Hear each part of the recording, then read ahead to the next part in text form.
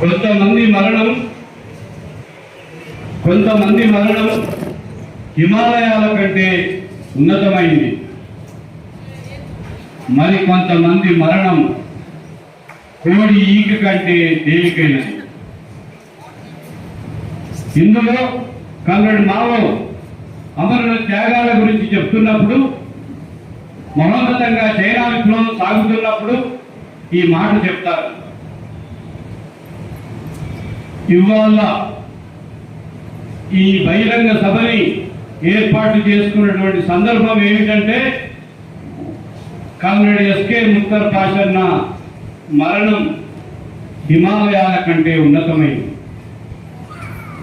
అందుకే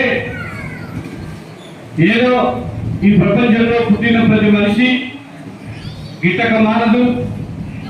అది 60 సంవత్సరాలు బతుకుతారా, 100 సంవత్సరాలు బతుకుతారా?